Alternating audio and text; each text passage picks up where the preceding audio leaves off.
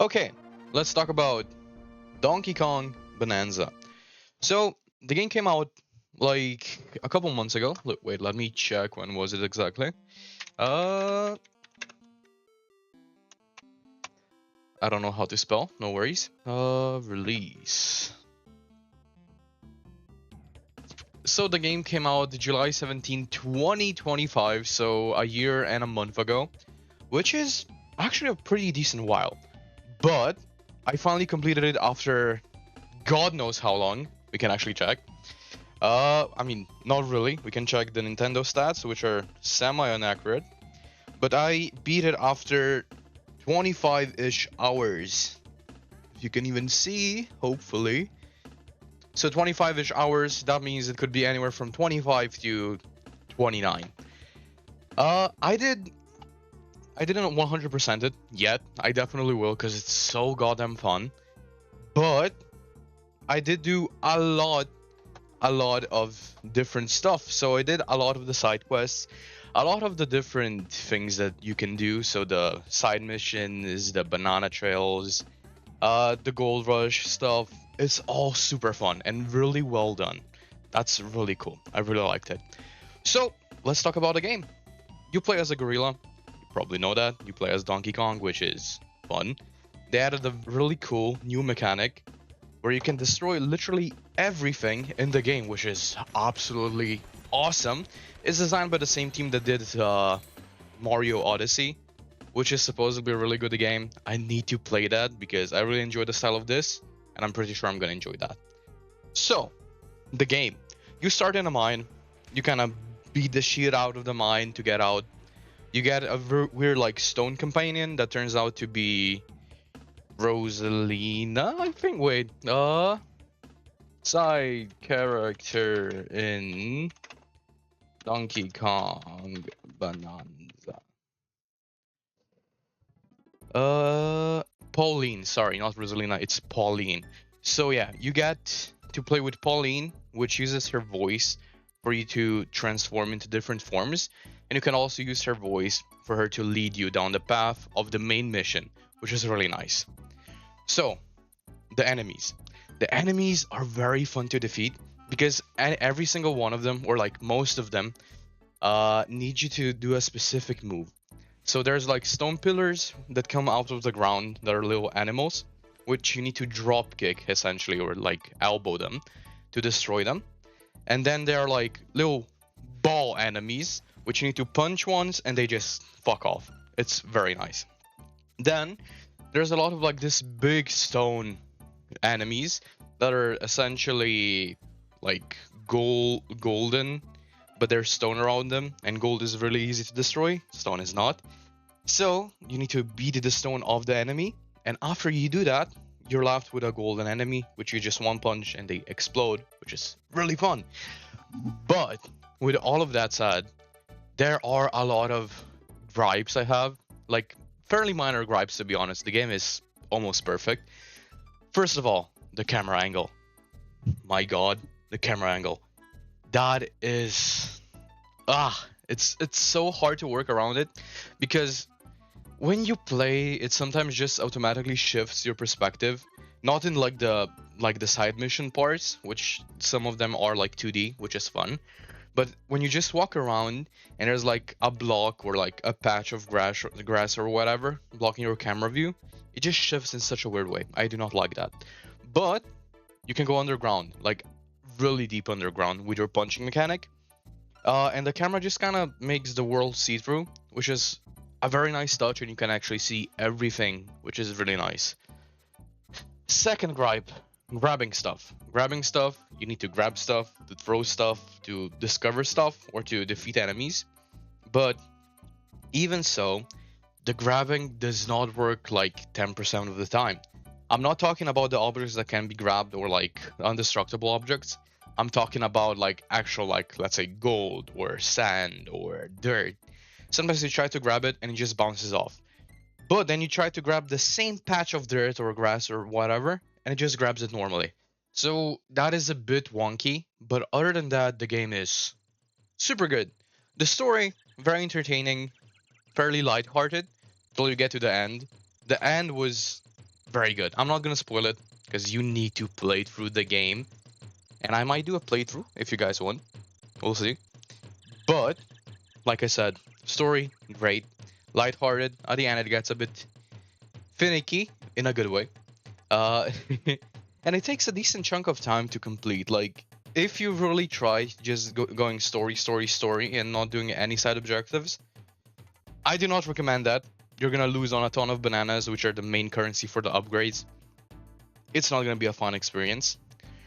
But if you do like side missions and stuff, I think you can get it down in like 20 hours, which is a decent amount of playtime.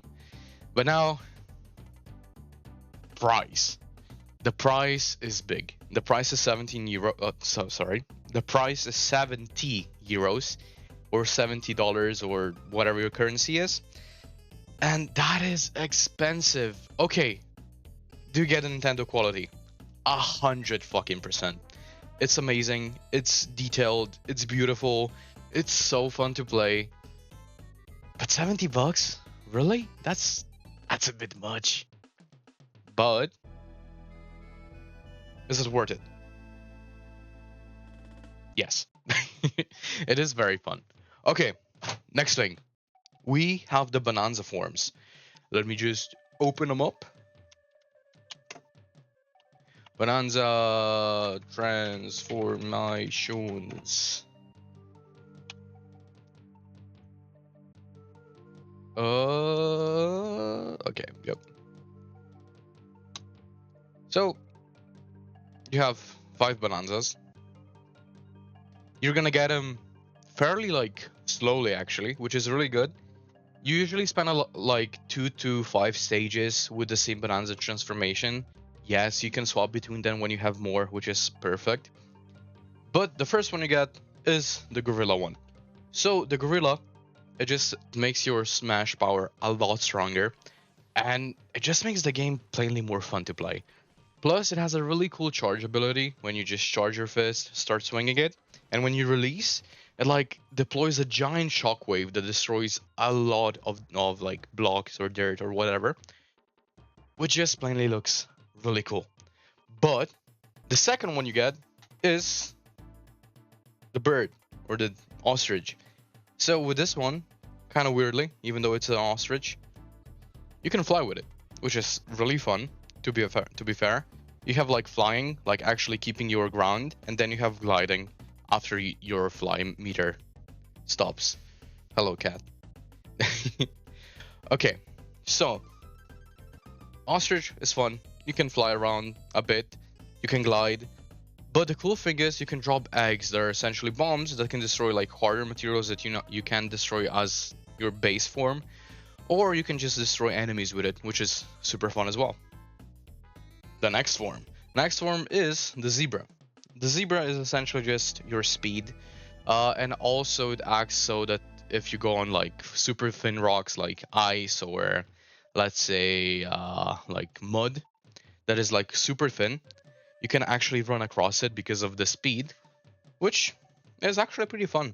It adds a lot of extra challenge to the game because the zebra is kind of hard to control when you are doing the full sprint. Which, okay, you don't need to be doing the full sprint to actually activate the ability of not smashing through ground, okay. But if you want to do stuff faster, you're gonna need to sprint. But the sprint kind of acts like Legends of Zelda Breath of the Wild, what is it called? The horses from there.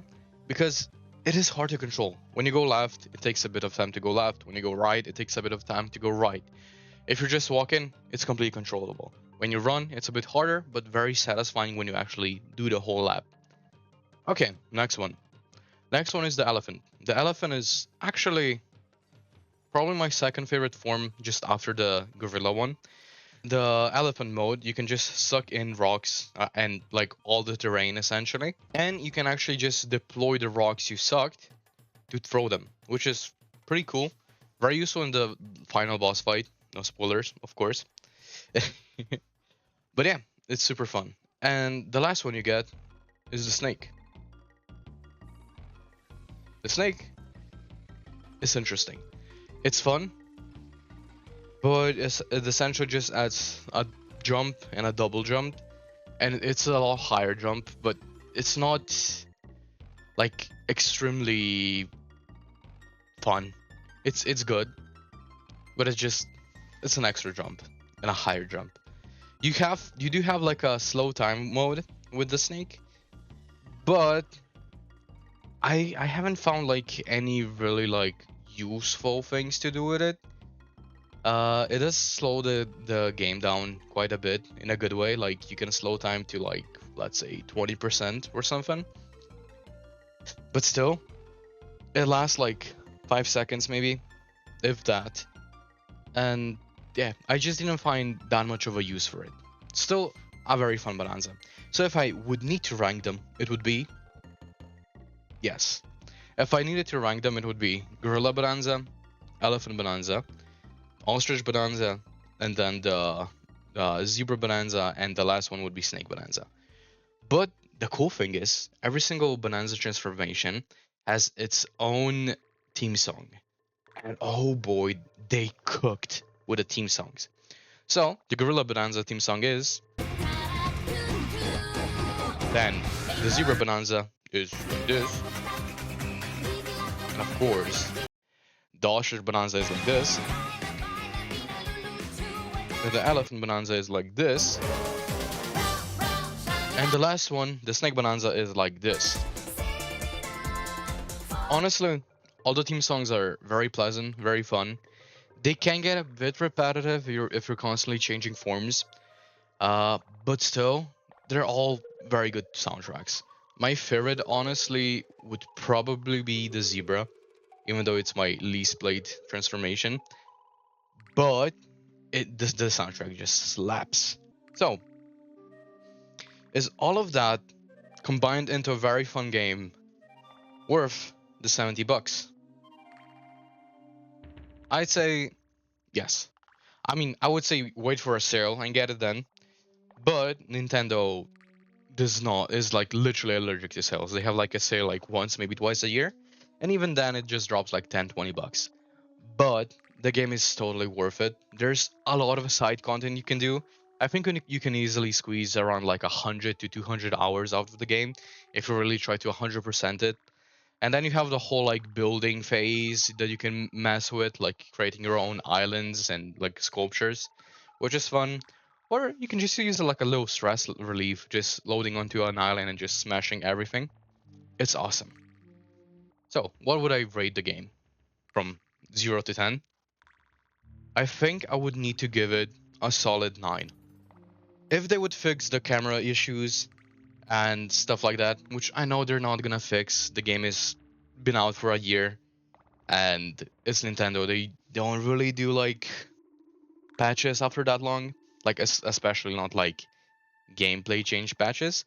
But if they somehow would manage to fix that, and maybe add a tiny bit more depth to the Bonanza transformations, it would definitely be a 10. But it's a 9 for now. Great game, and it really paints Donkey Kong in a completely different light, which is very refreshing. So, should you buy it? I say go for it. If you can afford it, as well. It's a bit expensive, but you should really get it. So that's about it. Bye.